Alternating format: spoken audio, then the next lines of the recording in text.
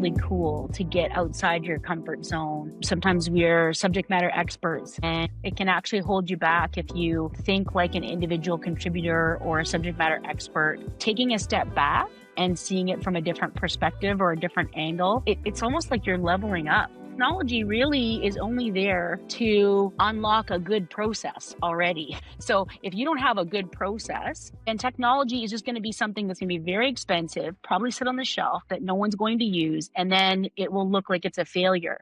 It's always going to be a difficult problem, this idea of mentorship and equity, when the landscape looks a certain way. Sue-Lynn, thank you very much for joining me here today. I was looking forward to having you on the show. Thanks very much for having me, Gary. And Sue-Lynn, one of the things that I always like to start with is a little bit about understanding the guests that we have on the podcast, a little bit about their upbringing and sort of how they came about to be the person they are today. So tell us a little bit about where you grew up and a little bit about your background, Sue-Lynn. Sure. So my mom and dad had me when my mom was 17 and Wow. my dad was in his 20s. So like, young family. My mom is Black, my dad is white. So you can imagine kind of late 60s, early 70s. That was probably pretty exciting for them. And I was born out in BC and generally spent most of my upbringing out west in small towns. And for the most part, my formative years were in Moose Jaw, Saskatchewan. So I think a lot of kind of my background informs how I move through the world today, and it's really that kind of small town country background that is really me. That feels like home. And whenever I go back to Saskatchewan, I feel very comfortable there. That's so helpful, Celine, because to your point, it really puts into perspective how that comes about. And I always ask about that because we don't know that about our peers very often. Yeah. And so, from that, what drove you to then think about law as a career, Celine? I think I've always been a little obsessed with grammar and words. This is probably why I know you, Gary. Because, one of the things I really love about language is, how punctuation and just how a sentence is structured can really influence or get people to feel some way. And I think it's very powerful. And I've always been interested in things that I could use words and language in that would be effective. And it was my grade 7 teacher who told me about being a solicitor type lawyer in particular. So obviously there was no one in my family that had ever gone to law school, let alone post-secondary education. So I'm the first person in my family to go to college. And so I didn't really go to law school because I thought I'd be a litigator. I always thought that I would be, writing contracts because that was exciting to me. So that was the genesis. No, and that's it's interesting sometimes to know how we end up in the sort of career paths that we do now. And Celine, I'm sort of walking through a little bit of that, and then walk us through a bit of your career. So, post law school, how did I mean, a lot of people wonder, how do you become a GC of such a large organization? What does that path look like? And a lot of our listeners are very much people sort of junior in their career, or sometimes even in law school or in undergrad. Yeah, I mean, I never set out to be a GC in house. I don't think I even really knew what that job was For or sure. if it would be a good job. I think when I came out of law school, I was pretty singularly focused on I'm going to join a law firm, build a practice, and become partner in a law firm, and then I'm going to have this wonderful career. I'm going to work with lots of different clients, and I did for a while. I made partner at a smaller boutique firm that just did corporate commercial real estate, and I was in the corporate department. So I had a really broad, general background in corporate law, and so that included securities, corporate finance. I did some intellectual property. I was a trademark agent, so it was kind of from soup to nuts, I suppose, with any kind of a business that would come to the firm, whether they were an owner operator that's just starting out as a sole proprietorship, all the way to junior public companies where they start as a capital pool company, and we would do a qualifying transaction for them and do some private placements. So it was a really diverse practice. Loved every minute of it, but it was largely transactional, and I think for myself, it was a little bit unfulfilling. So you do something really great for a client, and they don't really pay you billable hours to follow up and see how it's going and how did that go? How did that integration go? And I was just really super curious about that. And so it was my principal, John Wright, who suggested that in-house might be something that would be exciting for me. And he's the one who taught me how to be a great lawyer that was business minded. I used to watch him. He was always so curious about his client's business.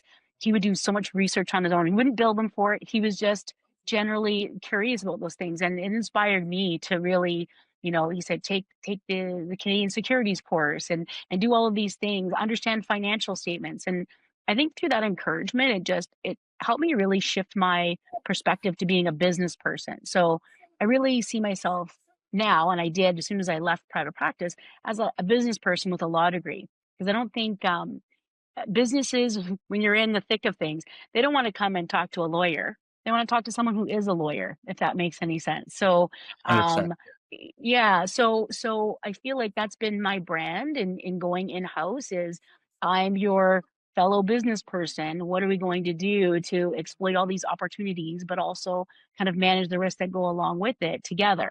And I think through that perspective, I've learned from so many fantastic leaders and executives in all areas, not just in my functional area. And that's really helped kind of grow my background and my expertise and experience because we're all learning together. I tell them about how the sausage is made on the legal side of things, and they tell me, why does a customer choose us? And I think that that's really valuable. 100%. And Sue-Lynn, I will ask you about this a little later in the podcast, how external counsel can add value to you as in-house counsel. And what you described a little bit about your principal and how he was approaching doing client research, etc. How valuable that is, but Yeah, it is not so common sense. So a lot of time with lawyers, if true. something can't be billed, it's often perceived as like, oh no, that's not my job, but that is so Yeah, much value added. So. absolutely. Uh, one last question about your background, Sue-Lynn. Do you think had the biggest impact on you growing up, or even throughout your career? That's a good question. I feel like that answer shifts depending on what season I'm in. And that's the way I kind of look at my career is I look at seasons. And there are seasons when I'm leaning in and I'm hard driving and I'm really inspired by whether it's my boss. I worked with a great GC at GFL that just I never met someone who worked harder than me and my boss worked harder than me, and it was great to see this like strong woman leader and just being dynamic and working hard, and that was very inspiring. But then also having mentors and people kind of reminding me that this is a long journey. Don't burn yourself out. Let's make sure that you're being thoughtful about where you're spending your time and energy. And I think some of those pieces of guidance and book recommendations from mentors like Sonia Salmon is a mentor of mine. She used to work at CPPIB, but I remember meeting her at a Canadian Association of Black Lawyers conference. And here was this Black woman with curly hair, and she was practicing mergers and acquisitions. And I was a law student, and I saw someone in an area that I wanted to be in. And she was just so generous with her time and guidance, always had time to pick up the phone to me. And those have been really kind of people who I look up to and how they're kind of creating their career, but like really listening to guidance that they would give me as well. For sure. And Sue-Lynn, it really emphasizes the importance of having role models and role models that are representative that people can relate to. Because what better example? Yeah. So Lynn, I'm going to get a little bit now past the sort of the upbringing and that evolution, and really think through a bit about some of what you've done, because we talked about how the people that had an influence on you and how important that is. But you've also mentored many lawyers in different stages of your career. And what guidance do you find that you give out most often and that resonates with your mentees? Well, I think kind of just piggybacking on what I was just saying about advice that I've been given from some mentors, and that is this is a marathon. It's not a sprint. And just remembering that this is a very long career, protecting your brand, protecting your reputation, absolutely critical. Don't go for those fast, quick wins. It's none of those things are worth it. um, be excellent, because you can write your own ticket if you're really good at what you do. So that's kind of like a it sounds obvious, but you've got to remind people, it's not just about the packaging. Like, you still have to be a good lawyer at the end of the day, and so hone your craft, because then you've got a ton of possibilities. But if you're just average or mediocre, you're going to just have limited choices. And I just wanted to have all the choices. And so when I remind mentees of just taking stock of who they really want to be, what they really want, what's the goal, and then strategizing on how to get there, because you have to be careful with some of your short term movements kind of early in your career. For sure, for sure. No, and that's great advice, Sue-Lynn. And if we wanted to just unpack that a little bit more, and telling people to be excellent, it requires a lot of dedication, often hard work, etc. If we were to say to unpack that a little bit more, what other things can some of the juniors do to be excellent? Like what perhaps some smaller takeaways that they could think about? Okay, if I do this, it will show excellence in sort of in to my superiors. I think, working smart is really the most important thing, and it's one of the things I still coach a lot of my team on. Lawyers are really trained this whole idea of a billable hour, and working on lots of files for many hours is rewarded. And I just feel like that is very outdated and outmoded, and it's not special, frankly. So, if you want to stand out and be special, what are you doing to work smart? Why are you doing the things that you're doing? And if you can't figure out the connection between what you're working on and the value that it adds to your client or your organization, maybe you shouldn't be working on it. And so I think that's how you can really stand out. If someone just tells you what to do, if you just blindly just do it, I think you're selling yourself short, and you're probably selling your client or your organization short as well. Just do that. Use that critical thinking you got in law school and say, should I be working on this? Is this the best use of my time? Is there an easier or more efficient way to do this? Like, there's so much technology, there's so many tools and techniques that people can use. And I think working smart is going to be the new, bellwether in terms of what does good look like. No, for and really appreciate that, Sue. And I think it's great advice, because it's often giving practical takeaways for people. It really matters. Yeah. Now, obviously, you've spent a lot of time, and certainly because of that early mentorship, understanding that relating to the business needs can be very important, and that the only way you can deliver true value is by aligning legal with business. But what do you wish more legal leaders understood about aligning with business goals more broadly? Because you see this with peers across the various industries.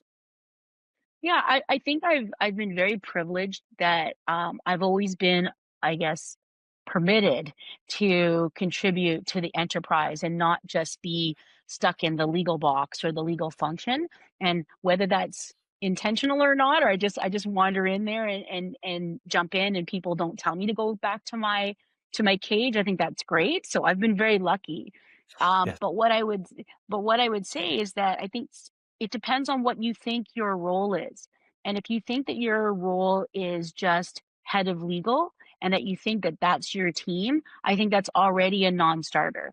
Because if you're an enterprise leader, your team is your peer group. So your fellow executives, your fellow leaders. So as a general counsel, your peers, your team is really the senior leadership team. It's not the legal team. The legal team is the team you lead.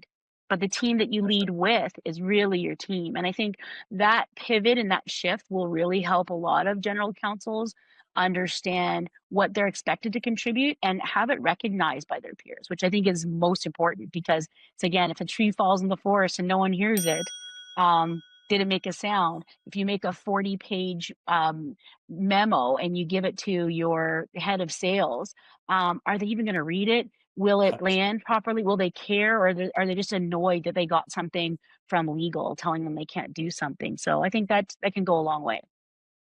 Oh, and Sue-Lynn, it's such excellent advice because if the head of legal did not integrate with business as well, then it's in many ways isolating that team and working too downstream to really add value to the business, and often in isolation. Absolutely. And Sue-Lynn, similarly, we talked a bit about how you can add value to the business by being well integrated, etc.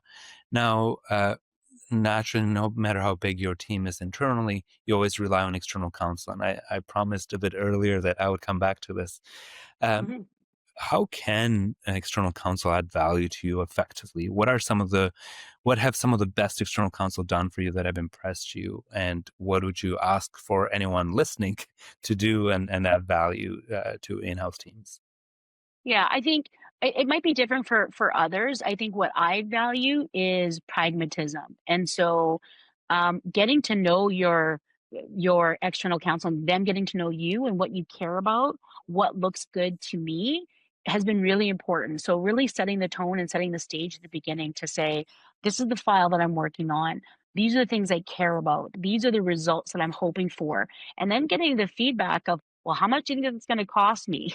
And what are some ways in which we can do it less expensive? What are the risks and opportunities in here as well? And I think that having those real conversations, people don't like to talk about money, but one of my partners is the CFO, so I have to talk about money. And I think managing those expectations is really important. But it means that there's some tough conversations because I was in private practice.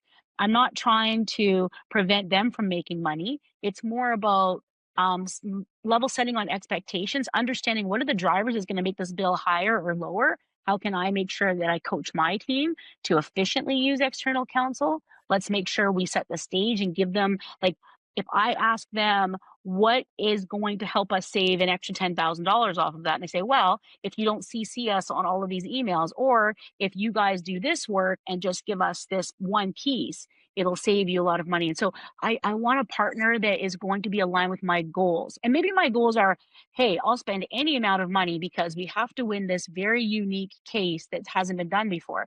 Then you have to open up the bank. But it's really just like asking and answering what are the real goals on this file, including money goals.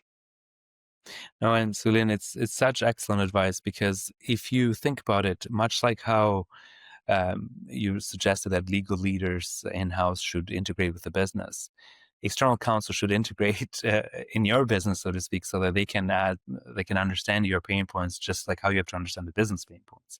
And that's the Exactly. only way these teams can be so well integrated. So, interestingly, despite the different contexts, the nuance is very similar. Yeah, yeah, and that always impresses me when external firms understand what's going on in my industry, um, send me a note saying, "Hey, I understand, how are tariffs affecting your business?" It shows me that you're curious. It shows me that you are thinking about my business, and that's great because you might understand some things that I might have as blind spots. So if you don't care, if you only do what I tell you to do, it goes back to that comment I made earlier. It's like really ask questions. If I come to you and I say, I need X, if you think that I actually really need Y, or maybe I don't need your help at all, that is worth its weight in gold. No, and that's I think that proactiveness, showing that they are thinking about you and caring about you, Celine, it just means that it's not just, hey, throw me the next file, but rather I think of this as a partnership, and that often isn't, I don't think, is appreciated enough by the marketplace. Right. So I'm pivoting a little bit on some of where the industry is going and some of where you hope it'll go as well.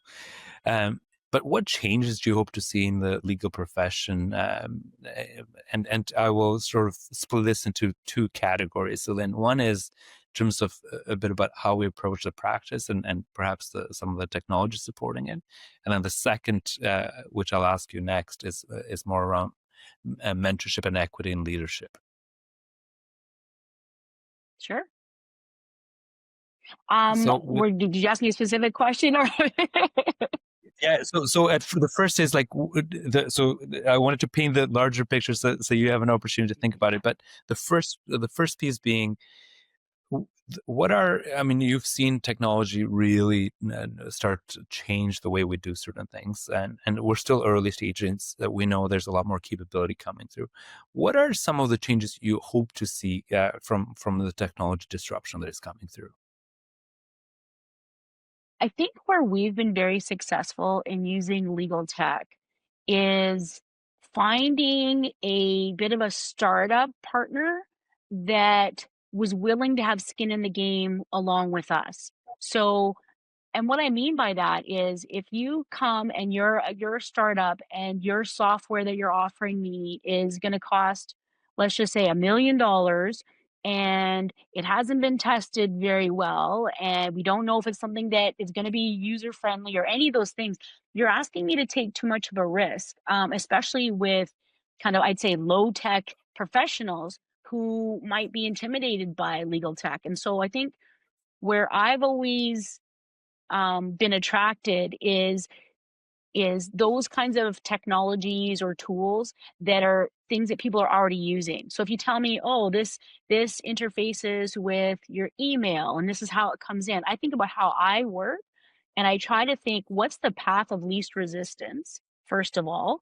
What are things that it integrates with that are tools we already use? So, oh, this integrates with Salesforce. Okay, my team is used to that. So I'm always thinking about the change management piece. And I don't think that people, I think people are always looking for a quick fix or a magic pill that will make all of our problems go away. And the answer is there's no such thing as a magic pill. And technology really is only there to unlock a good process already.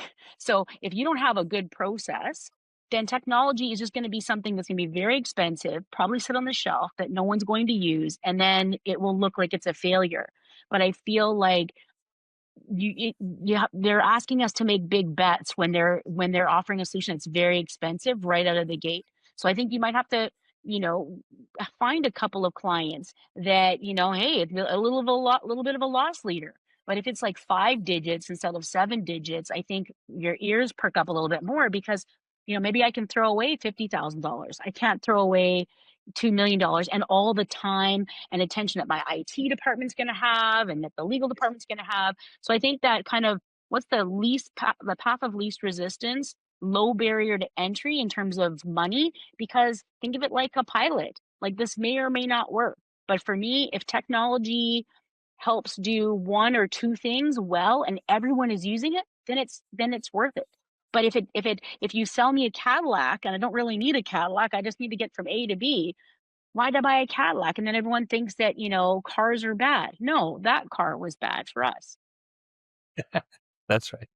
No, and so then I think the message is excellent and clear is that it has to be thought as a partnership. That if an organization is selling you a solution, it needs to be custom fit that for your needs and for in your context, and that being a partner in it is important. So figuring things out, helping you resolve it, implement effectively.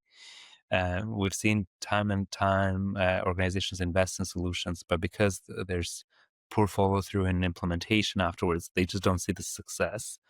Absolutely. And having partners help you with the implementation and the training, etc., is going to be important. Yep.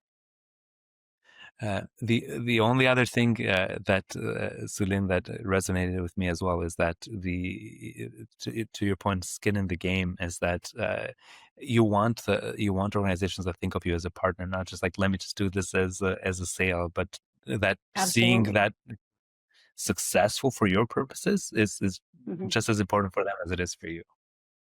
I am always looking for the win-win. That really is my brand. I always feel like a true partnership. It can't seem like one person is getting over on the other. That's always, I think it's probably my M&A background. If someone feels like they got snookered in the deal, it doesn't make for a good partnership. So I think we both want to win.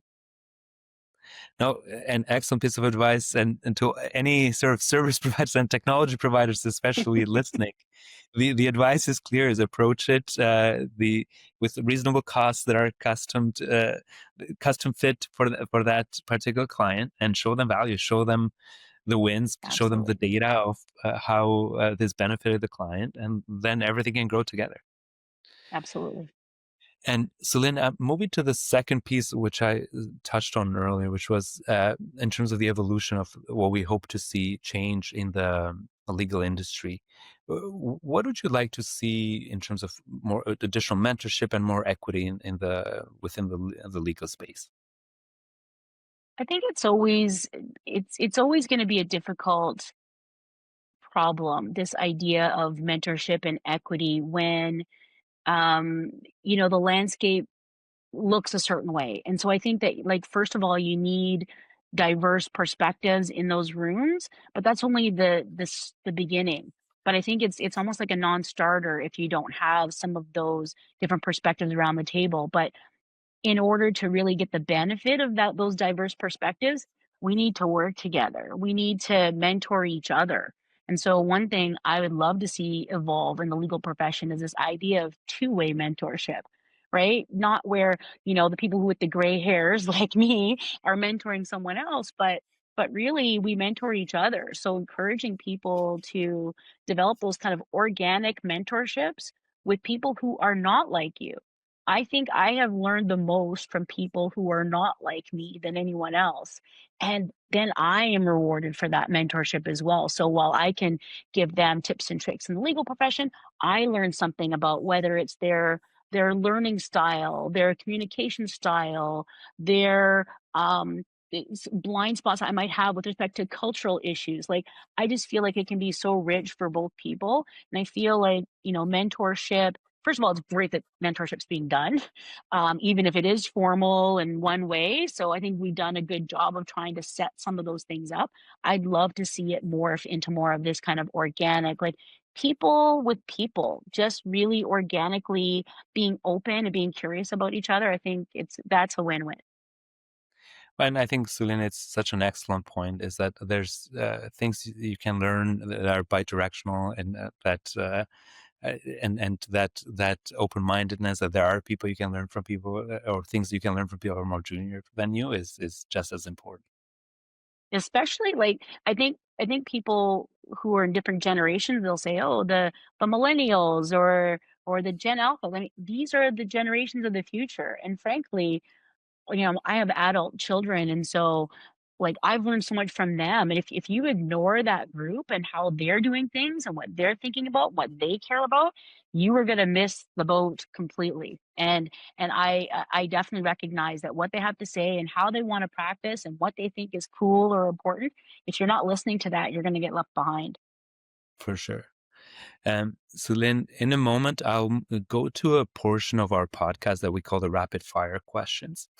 But I do have one thing I want you to think about in the meantime, which is from a perspective of sort of general leadership advice, because you're in an executive position, and the leadership always comes with challenges, and there are things you learn well beyond legal. If there were any one or two tips you'd want to share with the audience, and I'll come back to you after the rapid fire questions to say, are there any tips that I didn't get a chance to ask you about today that you'd want Mhm. to share, that you've learned as leadership lessons overall, that would apply to legal leaders or otherwise? Sure. So rapid fire questions, and I always like to do those almost like, pre ad when you're watching a movie and you're like, following this, here's what's going to happen next. I So, love it. Sulin, how many languages do you speak? Just one. Being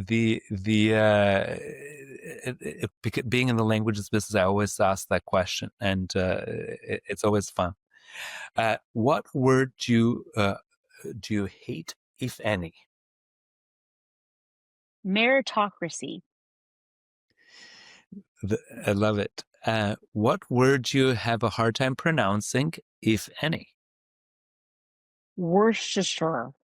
I think I that's how think, you say. I think it's like Worcestershire, Worcestershire, something like that. Sue-Lynn, I think you'd be one of many that has a hard time with that word. We'll ask our British friends to help us with that one. Uh, what is your favorite word in any language? Ikigai. And what does that what does that mean, Sue-Lynn? It's Japanese, and it's really uh basically purpose. Like, what gets you out of bed in the morning? What's your ikigai? I love that. And what's one word to describe yourself by? Real. I agree with that, Sue-Lynn. It's what you see is what you get. Sue-Lynn is very real. Pretty much. No, and that's why I love this rapid fire question. It's always fun and interactive. So, Sue-Lynn, I prepped the audience a little bit about that. I'd come back to you with sort of any leadership tips that you'd want to share that I may have not built into some of the questions that we had so far. So, floor to you on anything, and really you can take it in any direction you see fit.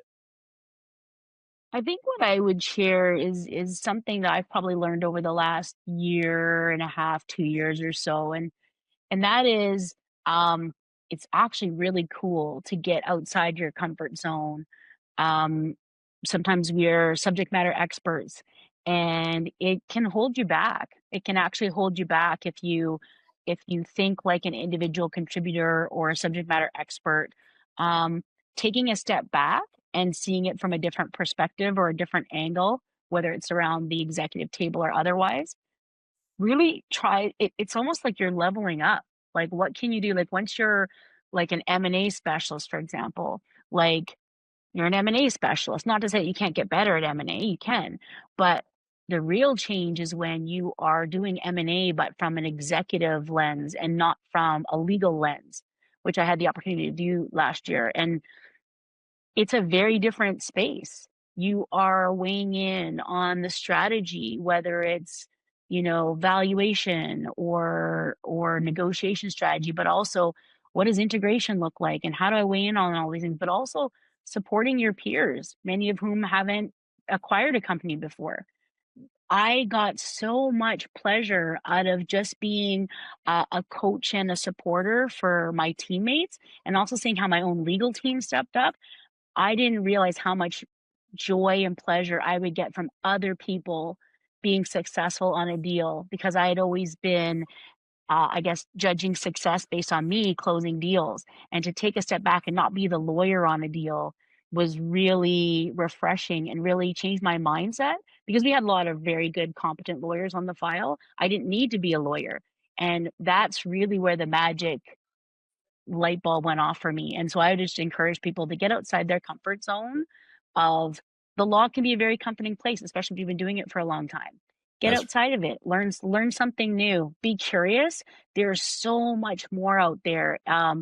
It's almost like if you're inside, you're like an indoor cat. Get outside, go visit customers, go see how the operations work. That's really changed a lot of how I approach things. And often I'm helping to solve problems that are not legal problems at all. well, and I think, Sue-Lynn, as you become more senior in leadership, certainly in legal leadership, it's by doing that you're preventing problems before they become legal problems altogether because you are proactive. Hopefully. In, no, but it's excellent advice, and I think that's very much needed because otherwise even the value to the business is so much greater when when you show the practice and the learning and that understanding. So it's great advice. So Lynn, I knew we'd have a hard time with time today. I've got through only about half the questions that I wanted to ask you today. but but alas, I was predicting that we would run out of time because I knew that with you it would be an easy conversation, very fluid, and very much was. I really appreciate you joining me today, and it's been excellent having you on the podcast. Thank you for having me, Gary. Really appreciate it.